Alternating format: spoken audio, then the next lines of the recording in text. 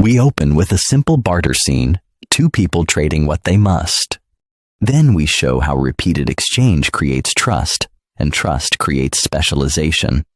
Next comes the breakthrough, universal money like salt, barley, silver, and gold, making trade scalable.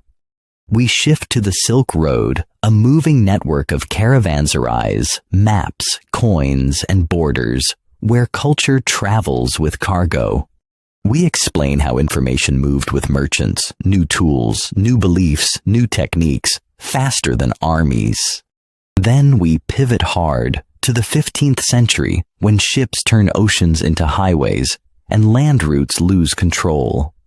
Portugal and Spain become case studies, not just exploration, but logistics, monopoly, and geopolitics. We end by connecting the pattern to today. Trade routes still shape power, only the vehicles changed.